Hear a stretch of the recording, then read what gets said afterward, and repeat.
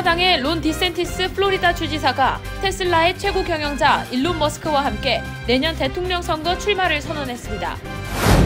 뉴욕시가 시니어 취업 지원 프로그램을 발표했습니다. 대상은 취업을 원하는 55세 이상 성인입니다. 뉴욕시 망명 신청자 수 급증에 따라 뉴욕시가 난민 거주지 의무 제공 법안의 적용 중단을 위한 법적 절차에 돌입했습니다. 뉴욕시 지하철에서 한 노숙자가 여성 승객의 머리를 움직이는 열차를 향해 세게 밀쳐 목 아래가 전부 마비되는 끔찍한 묻지마 공격이 발생했습니다. 인생의 마지막 이사를 도와주는 시니어 이사 매니저가 미국에서 각광을 받고 있습니다. 자세한 내용 알아봤습니다. 미국 내 디폴트 마감 시한이 임박한 가운데 부채 협상을 놓고 연방정부와 공화당의 의견이 좀처럼 좁혀지지 않고 있습니다. 옐런 장관은 6월 초에 디폴트가 닥칠 수 있다는 입장을 거듭 강조했습니다.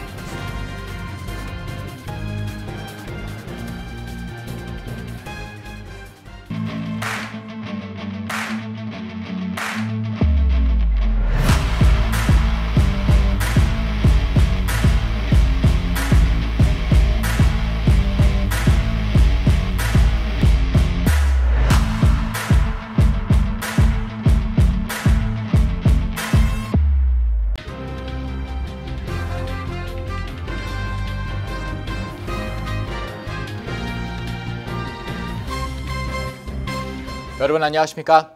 KBTV 뉴스 9 이창환입니다. 오늘 공화당의 유력 대선 주자인 론 디샌티스 플로리다 주지사가 일론 머스크 테슬라 최고 경영자와 함께 내년 대선 출마를 선언했습니다. 디샌티스 주지사에게 큰 힘이 될 것이라는 의견과 장기적으로 정치적 약점이 될 수 있어 양날의 검과 같다는 평가가 나오고 있습니다. 첫 번째 소식 전사희 기자가 전해드립니다. 디샌티스 플로리다 주지사와 머스크가 오늘 오후 트위터 스페이스에서 공동 행사를 개최하고 디샌티스 주지사는 이 자리에서 공화당 대선 후보 결정을 위한 당내 경선 출마를 공개적으로 밝혔습니다. 또 오늘부터 26일까지 플로리다주 마이애미 포시즌 호텔에서 고액 기부자들과 모금 행사를 개최한다고 밝혔습니다. 디샌티스 주지사는 메모리얼 데이 이후에는 핵심 공약주들을 돌며 본격적인 경선 행보에 나설 예정입니다. 디샌티스 주지사가 공식 대권 행보에 나서면서 일찌감치 출마를 선언한 도널드 트럼프 전 대통령과 함께 공화당 경선이 확실한 양강 구도를 갖추게 됐습니다.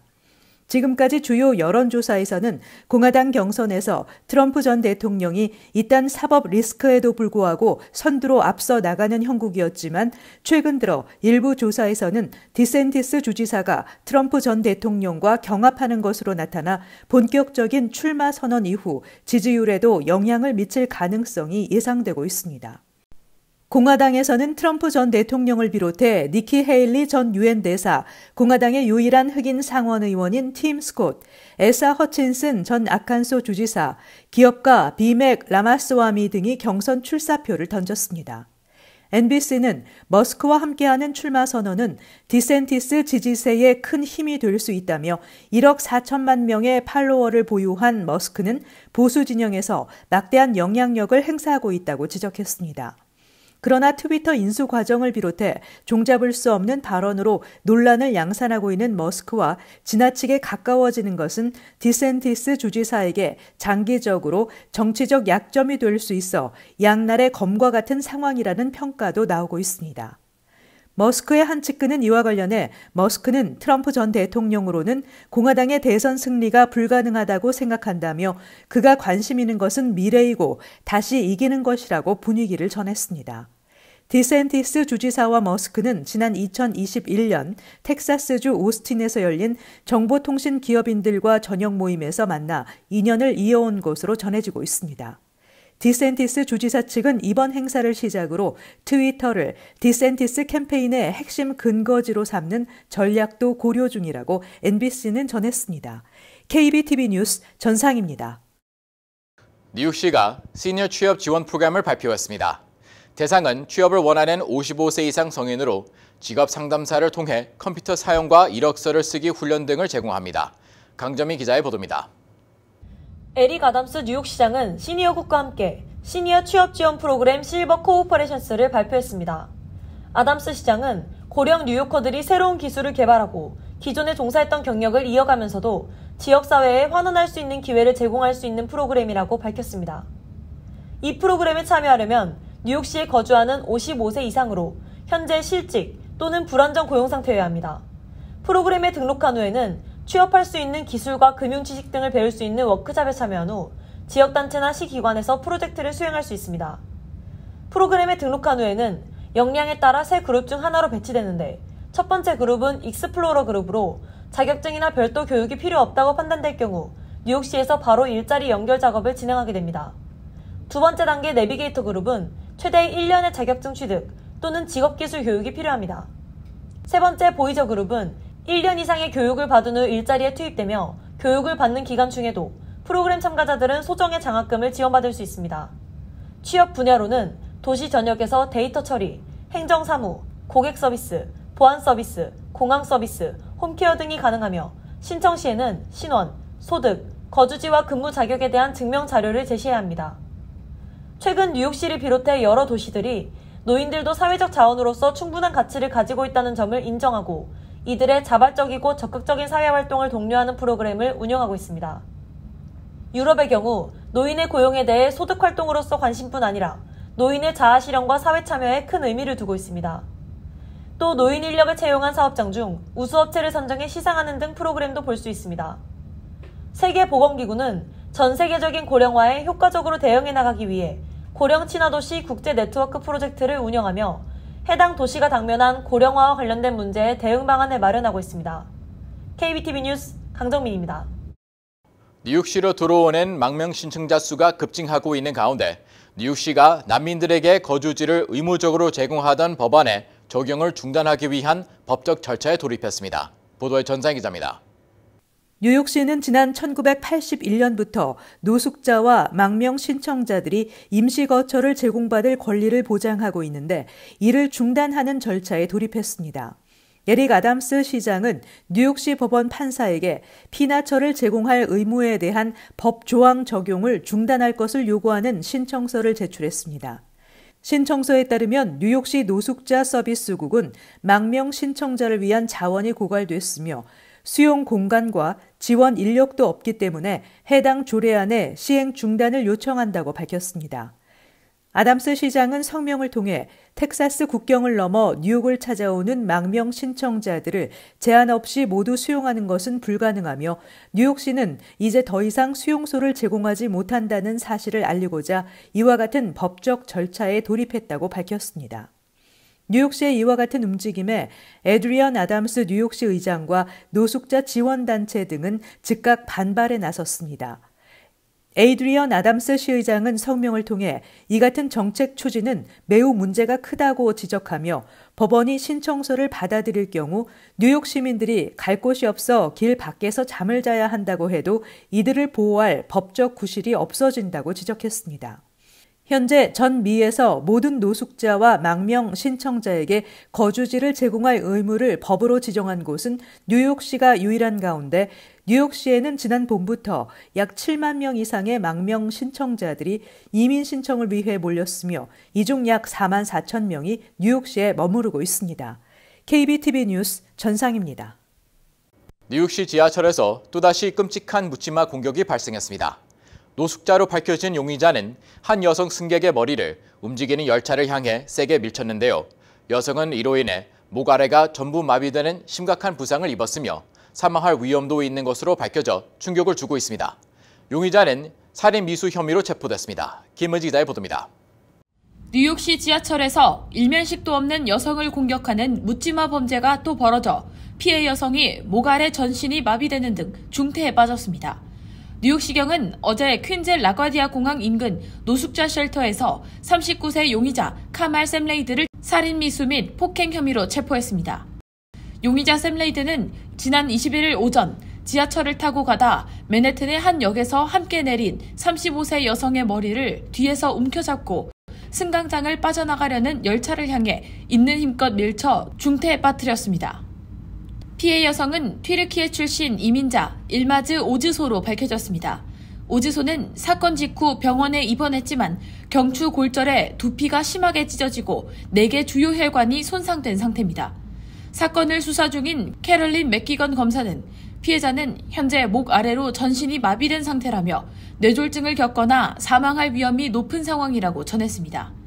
이런 가운데 어제 오후 피해 여성의 친척이 오즈소가 팔을 아주 조금 움직인 것을 봤다는 소식을 전해 많은 사람들이 응원을 보내고 있습니다. 현재 온라인 모금 사이트 고펀드미에는 50만 달러를 목표로 오즈소를 위한 기금 모금이 진행 중입니다. 수사당국은 구체적인 범행 동기는 밝혀지지 않았으나 이번 사건은 팬데믹 이후 급증하고 있는 정신질환 노숙자의 이유 없는 묻지마 폭력 범죄로 보인다고 전했습니다. Sadly, it's not like surprising because it happens more often, nowadays. Not often, but enough. So enough is enough. So it's time to have a change. It's time to do something about it. It's devastating. It's something that should never be considered normal, but of course, it's just gone to the point in New York City where this is just a regular occurrence. 뉴욕시 지하철역에서 승객을 선로 아래로 밀치는 폭력 범죄는 지난해 통틀어 9건 발생했으며 올해 현재까진 3건 발생했습니다. KBTV 뉴스 김은지입니다. 여생을 보낼 새로운 공간으로 들어가는 인생의 마지막 이사를 도와주는 시니어 이사 매니저가 미국에서 각광을 받고 있습니다. 앞으로 노인 이사 규모는 더 급증할 것이라는 분석에 따라 관련 산업도 성장할 전망입니다. 보도에 김은지 기자입니다. 뉴욕타임스가 미국에서 노인을 위한 전문 이사 서비스 수요가 급증하고 이를 매니징하는 직업이 각광을 받고 있다며 조명했습니다. 미 중산층 노인들은 대개 자녀를 키운 교회 단독주택에 수십 년간 살다가 거동이 불편해지거나 배우자와 사별하는 등 행동 반경이 좁아지면서 시니어 타운이나 요양원으로 거주지를 옮기게 됩니다. 또는 병원이나 편의시설이 가까운 도심의 작은 아파트나 자녀가 사는 동네 등으로 이사하는 경우도 많습니다. 이러한 이사의 큰 특징은 다운사이징, 즉 줄임입니다. 반세기 이상 축적된 가구나 가전, 그릇 등 살림살이, 추억 어린 물건과 사진을 대거 정리하고 좁은 공간으로 새롭게 들어가기 때문입니다. 그러나 무엇을 버리고 무엇을 남겨야 할지 판단하기가 쉽지 않아 감정적 소모가 큰 것이 현실이라고 뉴욕타임스는 전했습니다. 매체는 자녀들이 정리를 돕겠다고 나서도 왜 이런 것을 아직 끼고 사시느냐, 왜 말이 자꾸 달라지느냐는 등의 말에 시니어들이 상처를 받거나 자녀들 간 갈등으로 번지는 경우도 많다고 전했습니다. 그래서 결국 노인들의 요구와 현실을 절충하고 설득할 제3자로 전문가를 찾게 된다는 것입니다. 시니어 이사 매니저들은 전국에 1,100개 협업업체를 둔 전미노인 이사 매니저 협회 같은 곳에서 노인 상담법 등 특수한 교육 과정을 거칩니다. 어떤 여생을 보내고 싶은지, 삶의 마지막을 어떻게 준비할지, 끝까지 간직하고 싶은 물건과 추억은 무엇인지, 물건을 후손들에게 나눠줄지, 버리거나 팔거나 기부할지 등을 일일이 정리하려면 그의 인생 이야기에 귀 기울이고 합리적 대안도 제시할 수 있어야 하기 때문입니다. 새로 옮겨가는 집에서 노인들의 건강 상태에 따른 동선과 공간을 구성하고 살림살이를 재배치하는 것도 작업에 포함됩니다. 시니어 이사 매니저 보수는 지역에 따라 시간당 65에서 125달러이며 이사 준비는 통상 몇 주에서 몇 달까지도 걸리기 때문에 총 보수는 1,500에서 3,000달러 정도가 드는 것으로 전해졌습니다. 뉴욕타임스는 부유하고 인구가 많은 베이비 부머 세대가 고령화됨에 따라 세대 간 증여와 상속, 자산 이전이 미 역사상 최대 규모로 일어나고 있어 노인 이사 규모는 더 급증할 것이라는 분석을 내놨습니다. KBTV 뉴스 김은지입니다. 미국 내 채무 불이행, 디폴트 마감 시간이 임박한 가운데 부채 협상을 놓고 연방정부와 공화당의 의견이 좀처럼 좁혀지지 않고 있습니다. 이런 가운데 제넷 옐런 재무부 장관은 이르면 6월 초 디폴트가 닥칠 수 있다는 입장을 재확인했습니다. 계속해서 김은지 기자가 전해드립니다. 옐런 장관은 오늘 월스트리트 저널 포럼에 참석해 우리가 6월 초를 넘기지 못할 것이라는 게 거의 확실해 보인다고 밝혔습니다. 최근 일각에서 지출 조정 등을 통해 6월 중순까지 버틸 수 있을 것이라는 관측이 나온 가운데 옐런 장관이 언제 현금 등 자원이 고갈될지 정확하게 말하기 어렵다면서도 재차 6월 초를 시한으로 그은 것입니다. 그간 옐런 장관은 의회가 부채 한도를 상향하지 않을 경우 이르면 6월 1일에 현금이 모두 소진돼 디폴트에 직면할 것이라는 경고를 지속적으로 해왔습니다.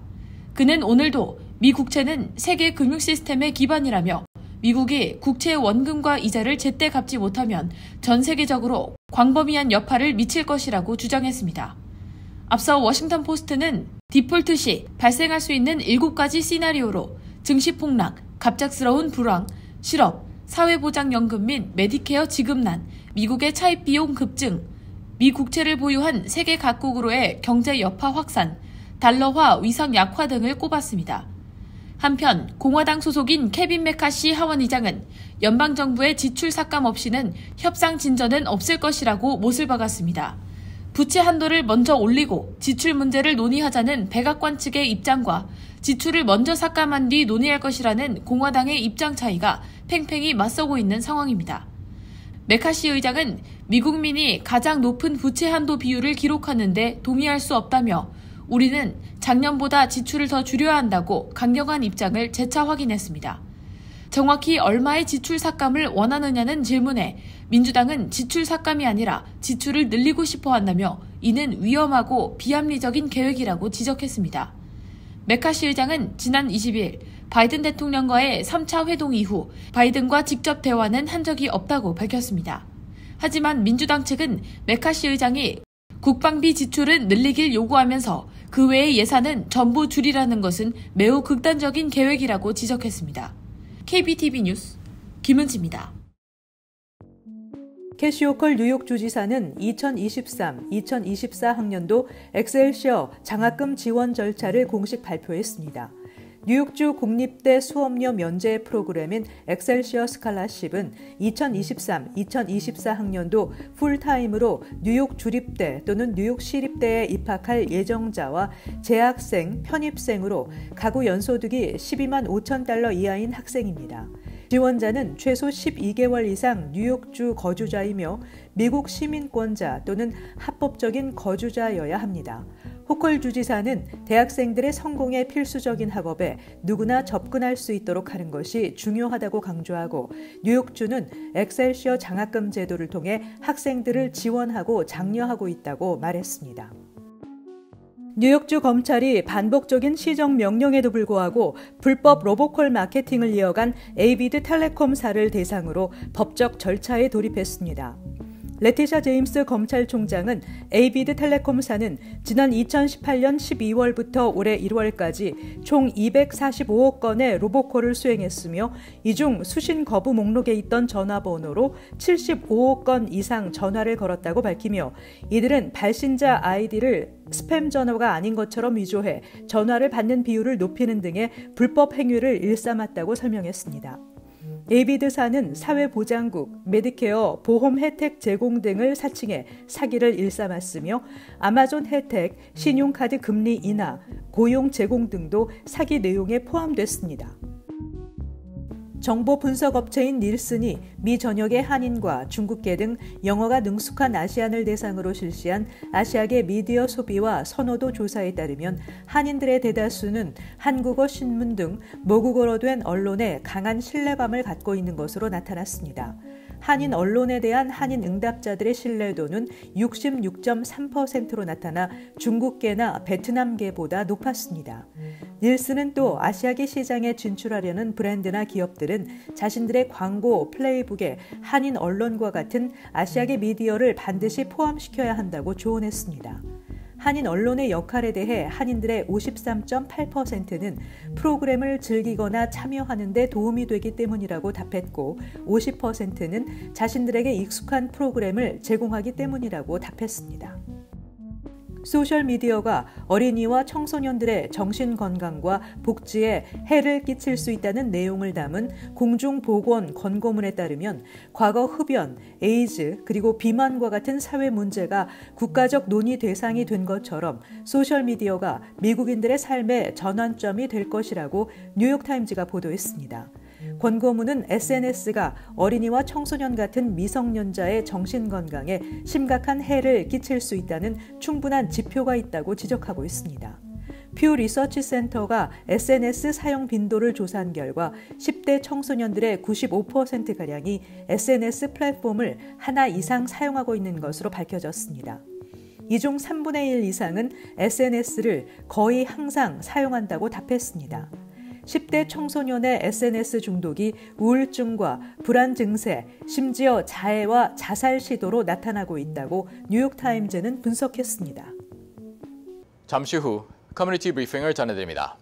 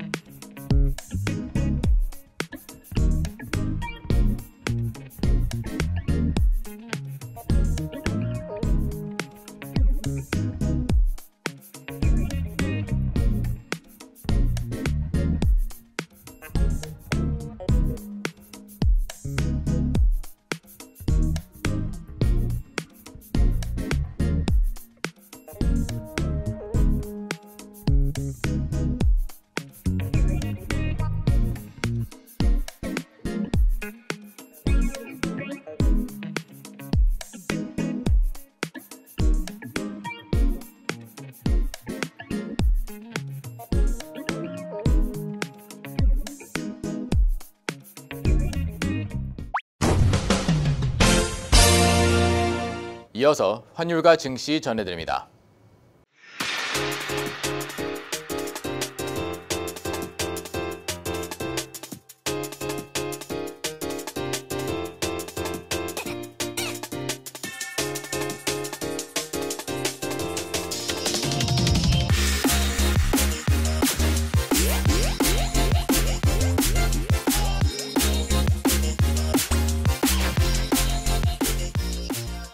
잠시 후 뉴욕과 뉴저지 날씨 전해드립니다.